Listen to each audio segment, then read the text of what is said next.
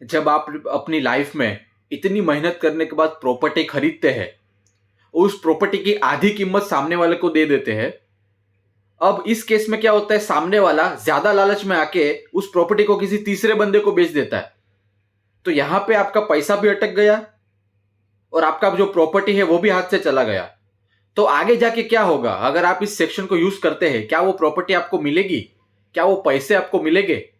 जीवन में कई बार ऐसा होता है कि हम गलत तरीके से फंस जाते हैं। सामने वाले के इंटेंशन अगर अच्छे नहीं होते तो हम इस तरह से फंस जाते हैं। तो क्या करना चाहिए? यही चीज का जो सॉल्यूशन है वो सेक्शन 53A में दिया गया है। मतलब यहां पे क्या होता है, अगर आप समझो आपको एक इमूवेबल प्रॉपर्टी खरीदनी है, जैसे कोई घर हो गया, उस घर का कीमत है 10 लाख रुपया। अब आपने सामने वाले को उस 10 लाख में से समझो 5 लाख रुपया एडवांस दे दिया, आपने आधा कॉन्ट्रैक्ट पूरा कर लिया, ठीक है। अब जो सामने वाला है, जो घर का मालिक है, उसको ज्यादा लालच जग गई और उस घर को किसी तीसरे बंदे को बेच दिया, आपको नहीं बेचा। तो आपका तो पैसा गया, प्रॉपर्टी भी गया। तो आप क्या कर सकते हो? यही चीज का जो सॉल्यूशन है वो section 53A transfer property act में दिया गया है।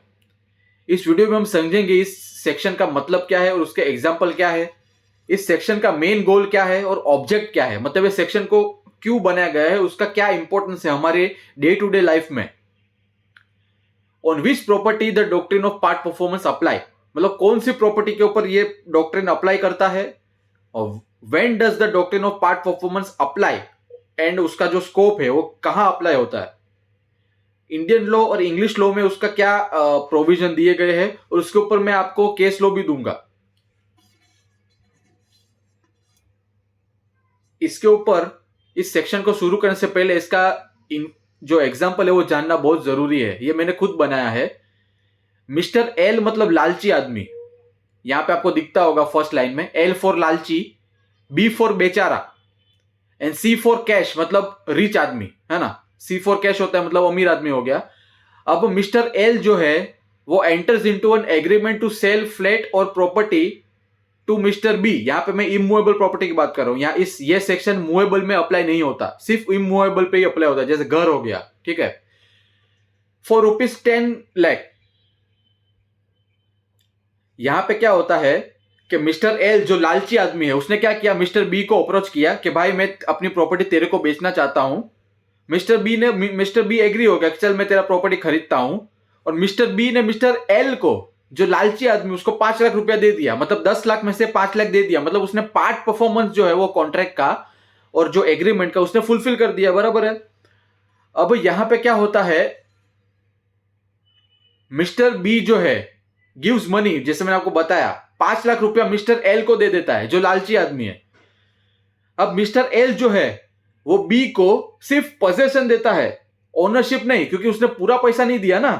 प्रॉपर्टी का वैल्यू 10 लाख रुपया है, लेकिन बी ने कितना दिया, सिर्फ 5 लाख रुपया। तो 10 लाख में से 5 लाख दिया, तो आधा भाव जो है वो मिस्टर एल को दे दिया। तो मिस्टर एल ने बोला कि चलो ठीक है, आपने 5 लाख दिया है, आप मेरा घर तब तक वापरो, आप मालिक तब बनोगे जब आप मेरे को पूरा पैसा दोगे। मिस्टर एल ने मिस्टर बी को ऐसा बोला। मिस्टर बी बोलता है ठीक है। अब यहां पे एक चीज ध्यान में रखो, only possession was given to mister B and not the ownership, ठीक है। ये चीज वो ध्यान में रखनी चाहिए। By paying 5 lakh to mister L, part performance was done by mister B. 10 lakh property का वैल्यू था, 5 लाख जो है वो मिस्टर बी ने मिस्टर लालची आदमी को दे दिया, मिस्टर एल। तो उसमें बी ने पार्ट परफॉर्मेंस जो है वो खत्म कर दिया। अभी ये ट्रांजैक्शन जब हुआ ना, तो उसमें सी जो है वो रास्ते में चलते चलते आ रहा था। उसने देखा अरे ये प्रॉपर्टी तो बहुत बढ़िया है। फिर उसने इंक्वायरी किया कि इस प्रॉपर्टी का मालिक कौन है।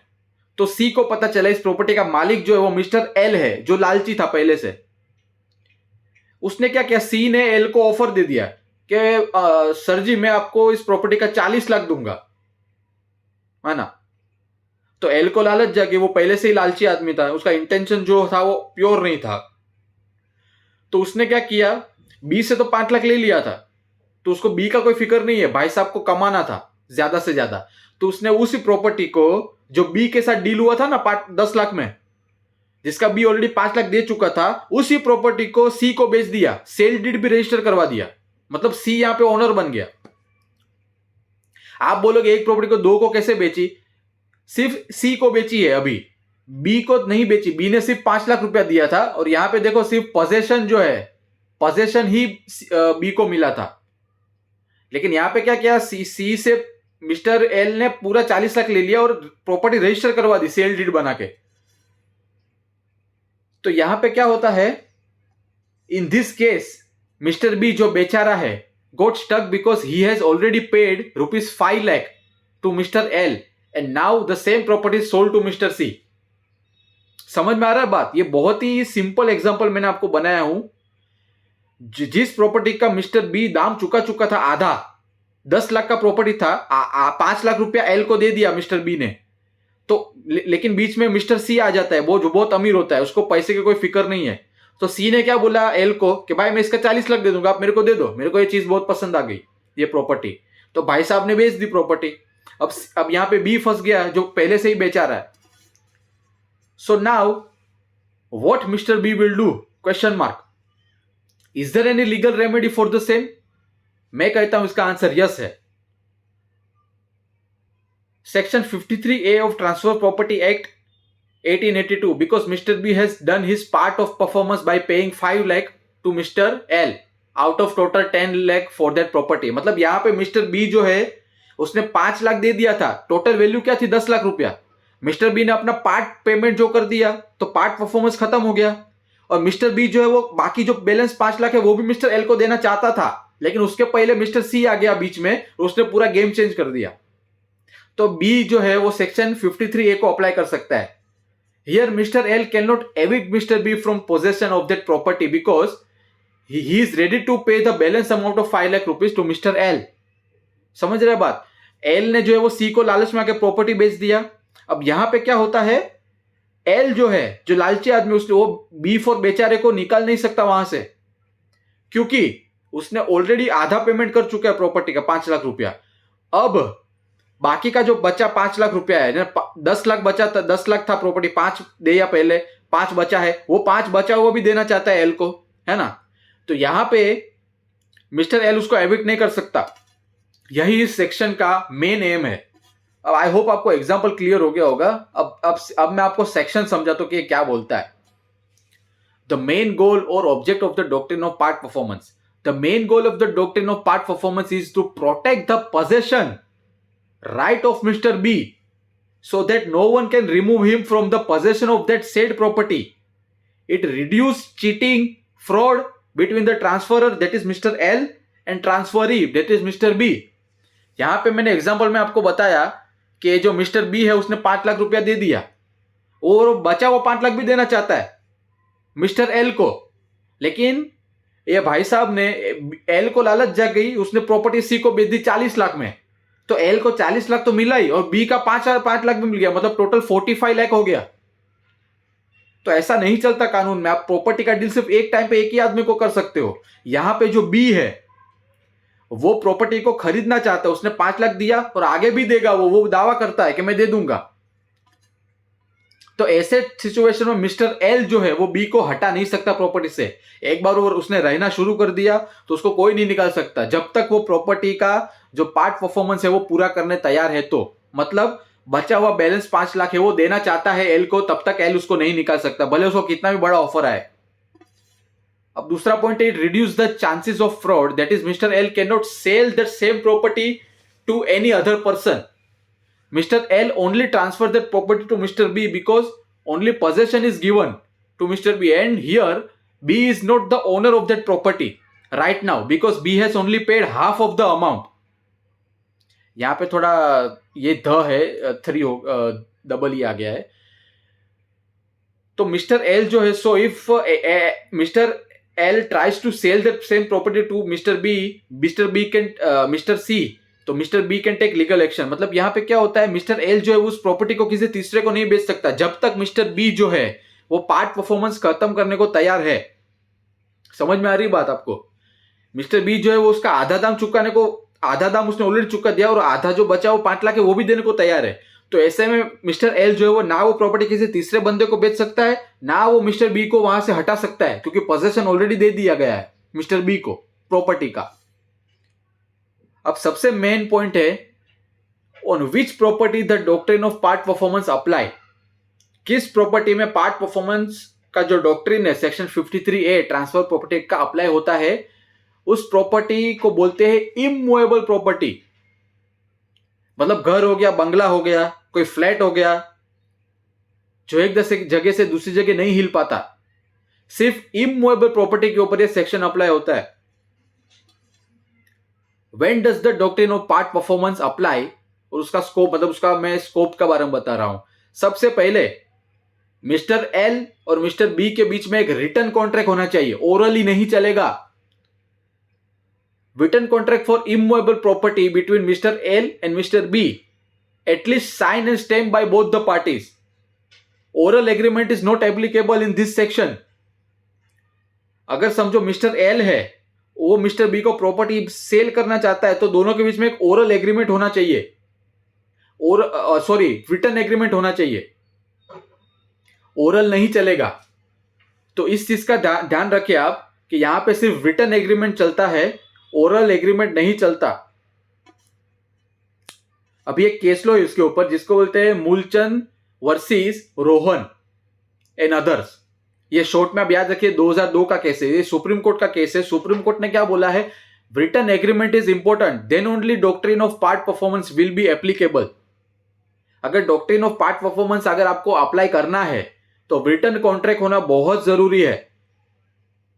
मैं आपको समझाता हूं, अगर आपको कोई प्रॉपर्टी खरीदनी है और आपने उसको आधा दाम चुका दिया, तो आपका वो कॉन्ट्रैक्ट लिखित में होना चाहिए कि मैंने आपको 5 लाख रुपए एडवांस दे दिया है, बाकी का 5 लाख मैं महीने की इस तारीख को दे दूंगा, और उस तारीख में हम प्रॉपर्टी को रजिस्टर करवा देंगे मेरे नाम पे और मैं मालिक बन जाऊंगा, ऐसा लिखा हुआ होना चाहिए। अगर ओरली है तो आप फंस सकते हो।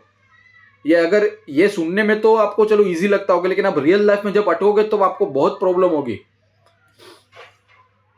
इन एक्सचेंज ऑफ कंसिडरेशन, अगर जो एल है वो बी को प्रॉपर्टी बेच रहा है तो उसके ऊपर एक कंसिडरेशन होना चाहिए। वो कंसिडरेशन मॉनिटरी होना चाहिए, है ना। जनरली मॉनिटरी कंसिडरेशन होता है। बी यहां पे पैसा देने को तैयार है बचा हुआ, तो यहां पे मिस्टर बी जो है वो सेक्शन 53A का अप्लाई कर सकता है। Mister B has done part performance, मतलब यहां पे उसने 5 लाख रुपया दे दिया। मैंने ऊपर एग्जांपल बताया, उसमें देखो मैंने यहां पे भी लिखा है, mister B paid 5 lakh rupees to mister L, ये हो गया। अभी चौथा है possession is given to mister B, मतलब मिस्टर बी ने आधा दाम चुका दिया और वो उस प्रॉपर्टी पर रहने लगा है, पोजेशन में है। पोजेशन मतलब उस प्रॉपर्टी के अभी वो रहता है, मालिक नहीं बना, रह रहा है। Mister B is ready to perform his rest part of agreement, that is mister B is ready to pay balance 5 lakh rupees to mister L. Property का दाम 10 लाख रुपया था, मिस्टर बी ने आधा दाम चुका दिया पहले ही और पोजेशन ले लिया। अब आधा जो 5 लाख बचा है वो भी मिस्टर एल को देना चाहता है वो, तो ऐसे में मिस्टर बी को मिस्टर एल निकाल नहीं सकता। अगर मिस्टर बी बचा हुआ 5 लाख देना चाहता है और रेडी है देना, तो भले उसको टाइम लो उसका, भले 1-2 महीना, क्योंकि 5 लाख बड़ा अमाउंट है, उसको अरेंज करने में टाइम लगता है, लेकिन उसका मन है, उसका विल है देने का, उसके पास कोई बुरा इंटेंशन नहीं है कि भाई उसको मैं लटका दूं मिस्टर एल को। Just because there is no sale deed etcetera, mister L can not evict mister B. अगर समझो मिस्टर बी और मिस्टर एल ने के बीच में सेल डीड अभी बना नहीं है, तो इसका मतलब ये नहीं कि जो मिस्टर एल है वो बी को निकाल देगा। क्यों? क्योंकि बी ने ऑलरेडी 5 लाख दिया advance. Should be a valid contract, it should include all the important points of valid contract और एग्रीमेंट। जैसे दोनों पार्टी मेजर है, कोई इलीगल चीज का ट्रेड नहीं कर रहे, है ना, साइन वगैरह सब किया है उन्होंने, कंसिडरेशन हो रहा है, प्रॉपर्टी बिक रही है, वगैरह वगैरह। अब बात करते हैं Indian law and English law of doctrine of part performance. Indian law में क्या कहा है, only written agreement is applicable in this section. लेकिन फॉरेन में जो कानून है इंग्लिश लॉ में, उसमें ओरली भी चलता है। अभी जैसे मैंने यहाँ पे आपको एग्जांपल दिया कि मिस्टर बी ने 5 लाख रुपया दे दिया, वो लिखित में दिया है, उसका जो लिखा पट्टी है वो भी किया है कि बाकी का 5 लाख मैं पे कर दूंगा, आप मुझे प्रॉपर्टी बेच दोगे, ये लिखित में है। लेकिन अगर फॉरेन में अगर आप हो आउटसाइड इंडिया, वहां पे अगर आप ओरली भी ट्रांजैक्शन करते हो कि चलो मैं तेरे को 5 लाख देता हूं, आप मेरे बाकी का जो 5 लाख मैं पे करूंगा, आप मेरे को प्रॉपर्टी बेच देना। तो वो भी आप कानून में आप अप्लाई, कोर्ट में जा सकते हो और केस फाइल कर सकते हो जब ऐसा प्रॉब्लम हो जाता है तो। और इंग्लिश लॉ में जो है वो ओरल एग्रीमेंट अप्लाई होता है, मैंने आपको बता दिया। अब सबसे इंपॉर्टेंट आता है case law. Union of India versus MS केसी शर्मा, ये 2020 का केस है, जो सुप्रीम कोर्ट का केस है। ये बोलता है registration of the document is not required. मतलब यहां पे मिस्टर एल और मिस्टर बी के बीच में जो ट्रांजैक्शन हुआ उसमें कोई रजिस्ट्रेशन नहीं था तो चलेगा, लेकिन जो बी है वो प्रॉपर्टी का जो बाकी का जो बचा हुआ पेमेंट है वो करने को रेडी होना चाहिए। तो रजिस्ट्रेशन कंपलसरी नहीं है। यहां पे मिस्टर बी ने पेड सम अमाउंट तो 5 लाख, 10 लाख में से 5 लाख तो दे दिया ना, और पोजेशन भी मिल चुका है। तो भले उसने रजिस्ट्रेशन किया प्रॉपर्टी का या नहीं किया, उससे कोई मायने नहीं रखता। आपको, अगर आप पैसा देने को तैयार है बाकी का बचा हुआ, तो आपको उस प्रॉपर्टी से कोई निकाल नहीं सकता। मेरा कहने का मतलब यही था।